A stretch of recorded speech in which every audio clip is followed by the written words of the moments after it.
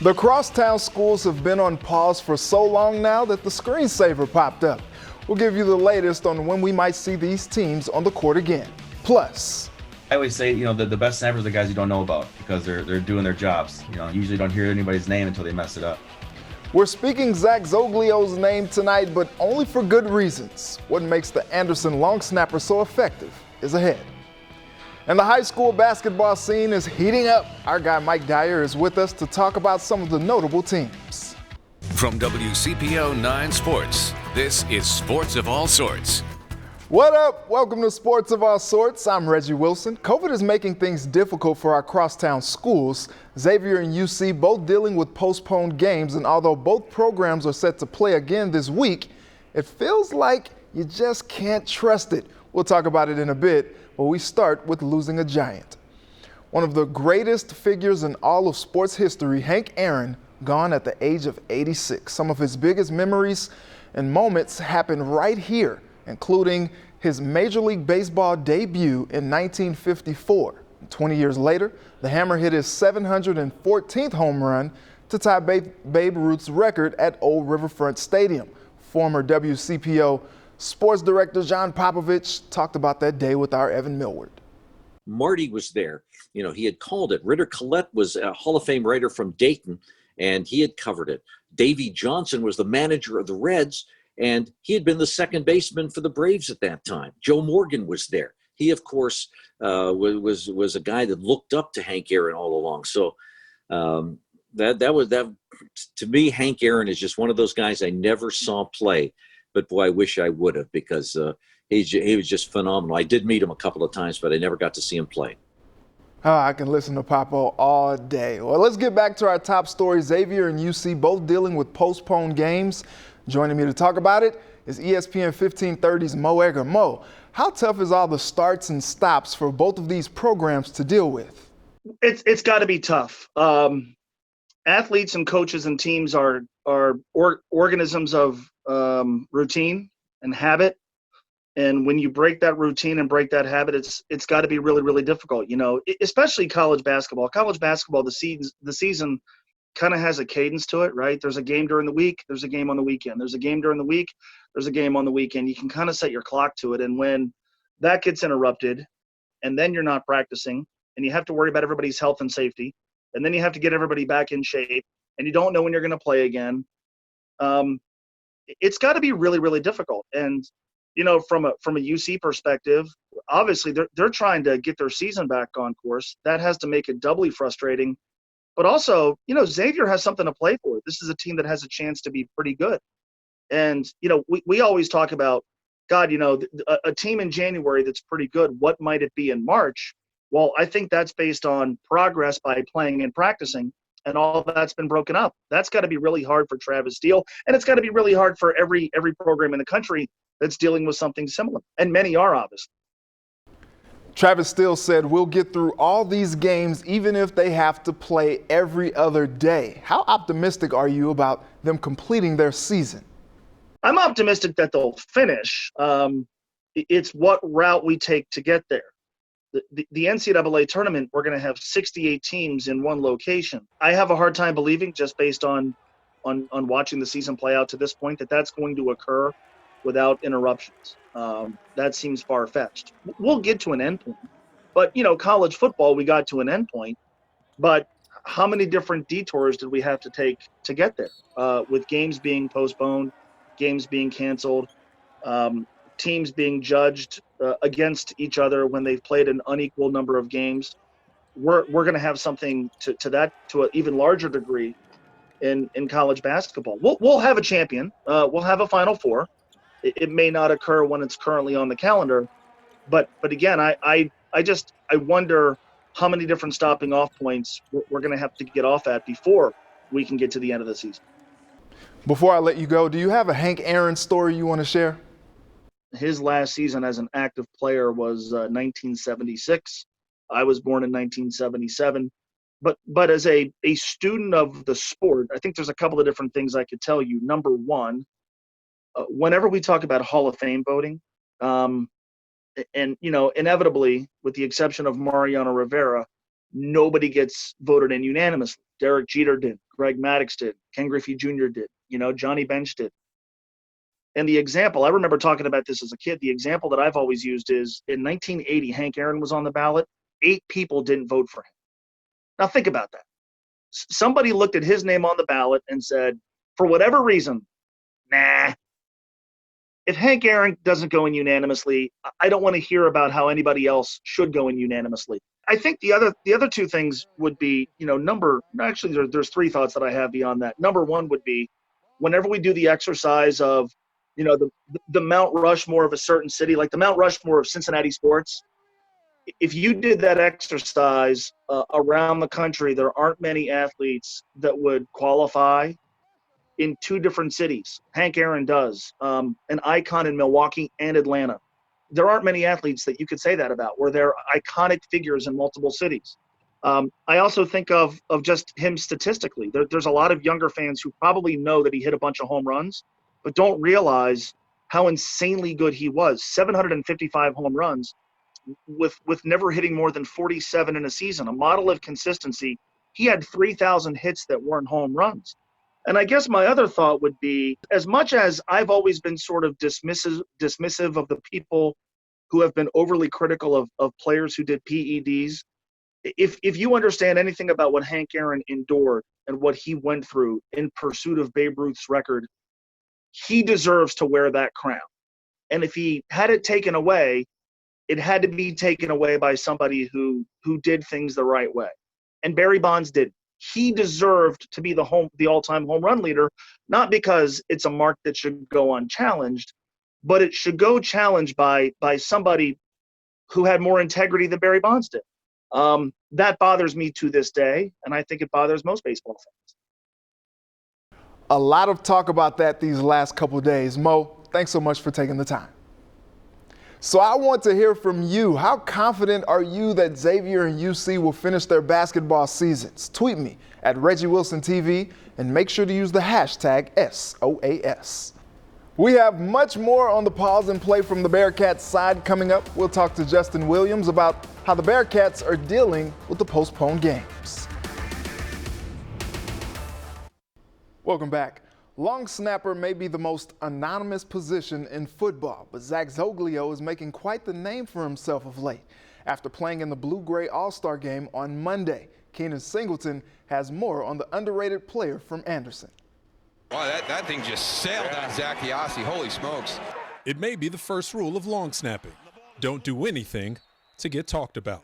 That suits Anderson Zach Zoglio just fine. Zach, it sounds like to me a good day for you is when no one even knows that number 58 was playing. That is 100% true. Anonymity was easy at Anderson. They are a tribe that avoids kicking it if they can. In 10 games this season, Anderson coach Evan Dreyer called for his punt team just 15 times. There were college recruiters that wanted to come see him his junior year snap, Keenan, and he didn't even get the snap. I make every one of those punts count when we get a chance. Now the kid who wrote a college essay titled "The Position with No Recognition" is getting just that, recognized. He's considered the 8th best snapper in his class and just picked up his first Division I offer from Eastern Michigan. Casey Casper compiles those rankings as the long snapper coach at America's biggest special teams factory, Cole's Kicking Camps. Be a guy that can go really anywhere in the country and compete for a spot, or be a guy that you can put in there and not have to worry about him. No fear came from no days off, says Zach's first coach, his father Bob. Thanksgiving Day was a nice day. We were on the Anderson field snapping. So before turkey. I always say, the best snappers are the guys you don't know about because they're doing their jobs. Usually don't hear anybody's name until they mess it up. Zach Zoglio plans to keep his name out of everyone's mouths for a very long time. Keenan Singleton, WCPO 9 Sports. Thanks, Keenan. We look forward to not hearing his name called for a very long time. Let's talk some more hoops. The Bearcats haven't been playing lately, but our next guest still has plenty to write about. Justin Williams from The Athletic. Justin, what a tough spot the Bearcats are in. How are they dealing with yet another pause in play? Yeah, it's hard to say just because we haven't, seen or talked to anyone during this entire stretch. So they played January 10th at Wichita State, have not played since then, have barely been able to practice since then, honestly. They've had four straight games postponed. the first three of which, like, you can kind of reference, there's never a good time for any of this to happen, but those first three were maybe the best stretch on paper for this team to string together some momentum, maybe get back on track a little bit. So they missed 4 straight. We already know next Saturday against USF is postponed because of problems with USF. They're supposed to play Wednesday versus Wichita State. We'll see. And we're definitely going to get into a situation. It's not just Cincinnati. It's the conference. It's the sport. So we're probably going to get into a situation like they did with the Houston game this weekend of switching teams around, kind of, changing the schedule up on the fly. But all that is predicated on, good news on at least one side. So for Cincinnati, the biggest thing right now is just hoping to string together some days of good news, get back on the floor a little bit and see where they can go. But the problem with this, as has always been the case, is it can change every day. I wanted to ask you about the football team too. A lot of turnover this offseason. What's the latest on their coaching vacancies? Yeah, so I think they got some really good news late last week. Offensive coordinator Mike Denbrock, who had interviewed for the Vanderbilt job, was a candidate for that, decided he's going to stay at Cincinnati. I think that's a big deal. For some fans, Coach Denbrock's a little bit polarizing, but I think you're looking at a guy who's going to be entering his 5th year as offensive coordinator. He's been there the entire time. Luke Fickell's been there. He's got Desmond Ridder coming back. The development that both Ridder and the offense made this past season, we're talking about a top 25 offense, scoring, total yards, however you want to look at it. You got to give Denbrock a lot of credit for that and the continuity that he's brought. And just, recruiting, development, comfort, everything that he's done, that's a huge part of the progress this offense has made. And as great as Cincinnati's defense is, and it is, that's kind of been in place. What I think elevated them to a real contender this year is their offense kind of being able to match that and raise that level of their defense. So to get Denbrock back is a huge bonus. They lost Marcus Freeman. They lost Chad Bowden, who was director of recruiting, who reportedly is going out to join Freeman at Notre Dame. But otherwise, they're looking to replace a running backs coach. That was Dan Enos, who was here for a season. He's going to be offensive coordinator at Maryland. That's a loss, but that's certainly a manageable thing. It seems like every year you're going to have position coaches you have to replace. So I think there's some candidates there. Mike Daniels, high school coach at Princeton High School. Armand Benz, former Bearcat, both former Bearcats. Armand Benz was on staff as a support role this year. So definitely some possibilities there. But if you're looking at, all right, they have their defensive coordinator in place in Mike Tressel. They're getting their offensive coordinator back. They just have to replace a running backs coach. For a team that's won 30 games the past 3 years, that's really good. You'll take that. You'll take that trade. Yes, they will, Justin. Thanks again for taking the time. Well, coming up, Rob Matula is one of the most decorated coaches in Mason, but that may not be his biggest accomplishment. His story just ahead. Welcome back. Mason High School girls basketball coach Rob Matula became the program's all-time coaching wins leader earlier this month. Mike Dyer explains how Matula's impact on the Comets goes beyond his coaching milestone. Mason girls basketball coach Rob Matula bleeds green and white. Mason in general just means the world to me. The program is something that I get to use, as a representation of how much I love Mason. The Mason community showed its love for the longtime coach when he won his 280th career game at the school on January 11th. Matula passed Jerry Lackey for the most coaching wins in Mason girls basketball history. It's an honor. Obviously, Jerry Lackey, established, something here that I'm just proud that we can carry on the tradition that he started, because obviously he had it rolling here. Matula has won many coaching honors in his 16 years with the program. He has been a teacher at the school for 33 years. Certainly, he has his program at a level where the expectations are high. But as a teacher first and a coach second, and obviously he's a community member. He had a son and daughter graduate from Mason High School. The big picture is always is important to him. Mason senior Marilyn Popplewell said Matula has a passion for coaching basketball and helping student athletes. He's tough sometimes, but he's one of the most emotional guys that I've ever met. Like, he gets teary-eyed probably once every 3 games talking to us after the game, just so emotional and thankful for us as players. It's no surprise that many of Matula's former players reached out to congratulate him on the milestone. I see him at school in the hallway, and he's always so excited to say hi to us. And it's just nice to have someone that you know cares so much about you. Mike Dyer, WCPO 9 Sports. You just heard my next guest. Our high school insider Mike Dyer joins me now to talk some more hoops. Mike, we've talked during this show about postponements with some of our college teams, but high school is rolling on along. How's the pandemic been impacting them? First of all, thanks for having me on, Reggie. Always appreciate the opportunity to talk high school sports here in Cincinnati. But yeah, I mean, it's one of those things where there was so much uncertainty. If you go back to, the fall and everything, and people were wondering, would winter sports pause? I mean, we all know that Kentucky paused, all of December into early January 4th, as it were, before games started in any winter sports. So Ohio's been just going along here. There's been some pauses. We've seen that. A couple teams have only played maybe a handful of games or more, while other teams have played a dozen games or more. So, still a lot of uncertainty regarding the state tournament venues and the regional tournaments, for that matter, where those will be played. OHSA hasn't announced anything about that. So I think that's going to be something you're going to hear about more and more as we, get into February. But for the teams themselves, you really see that these coaches and players are really persevering through this difficult time, doing the best they can, knowing, they don't have student sections. They don't have the full attendance of full crowds that we're used to seeing, especially on a Friday night, like at a GCL game or something like that. Much different atmosphere. But all in all, we had a lot of good basketball around here in Greater Cincinnati this winter. And that leads me to my next question. We saw Elder take down Moeller last week to end their winning streak. What are some of the teams that stick out to you so far this season?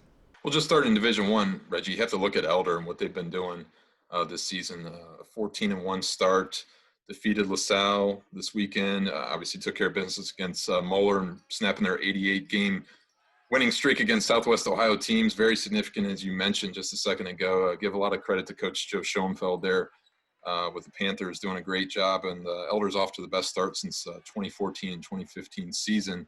Obviously, Moeller's going to be right there. Defeated St. X this weekend. Had 3 players in double figures: Aiden Noyes, Evan Mahaffey, and Alex Williams. A very experienced group, as we all know, and so I think they're going to be there, obviously, deep into the postseason. But looking at some of these other teams in Division I, Lakota East, Lakota West, Fairfield, Mason, 10-3, all those teams in the GMC, obviously, and then Lebanon and Walnut Hills also thriving in the Eastern Cincinnati Conference. So those teams are certainly going to be ones to watch in Division I. Division II, I mean, that is an exciting division. You talk about Woodward High School, what they're doing with Paul McMillan IV, their outstanding junior point guard, averaging 30 points a game basically this season. And, they're off to a fantastic start at 10-2. Montev Ware, their senior guard, had 24 points against Aiken. And then Blanchester, talk about players that are really making an impact. Senior guard Braden Simple, who is signed with Cedarville University. He is now in 24th place all time on the OHSA career points list, just past former Ohio State standout and NBA player Jim Jackson on Friday night. So those are some of the early storylines. I also have to look at Ross, a 13-2 start. Reggie, Roger Bacon, McNicholas, and Fenwick also really with some strong performances as we head into the late January. Mike, always appreciate your insight. Thank you, Reggie. Really appreciate it. All right, we'll be right back to wrap up the show. Welcome back. You may have noticed I was gone last week. That's because my family buried our patriarch, my grandfather. He was a symbol of strength and toughness for nearly 91 years. A Korean War veteran, he was one of America's heroes. He was certainly my hero. I lost my dad when I was 13 years old, and my grandpa always looked out for me. He took me to school and picked me up when I was younger. As I grew older, our relationship matured. I'd visit him, and he'd often share stories that he never told me before. And I'd grow in more appreciation for a man who I already held in such high esteem. My grandpa was in my life for some of the biggest moments, like when I got my first car, when I graduated college, when I got my first job. He's a big part of why I pursued a career in television. Grandpa watched the news all day, every day. And spending time with him meant I watched a lot of news too. As I reflected on his loss, I realized I never got a chance to tell him that he was my hero. But the last time I talked to him, I told him I loved him. and that's comforting. This last year has taken its toll on all of us. We've lost some of the people who mean the most to us. I'm sure I don't have to remind you of this, but cherish your loved ones. Give them their flowers as often as you can. My grandfather's time on this earth is done, but what a legacy he left, one that I'm blessed to live out in mediums like this with you. Thank you, Grandpa, for everything. What an honor it is to be your grandson. Rest well. Well, it's been real, it's been fun, it's been real fun, but we gotta go. I'd like to thank my guests Mo Egger, Justin Williams, and Mike Dyer for joining me tonight. And thank you to my village who helped me put this all together. Thank you for watching. Let's do it again next Sunday. Until then, have a good night and a very blessed week.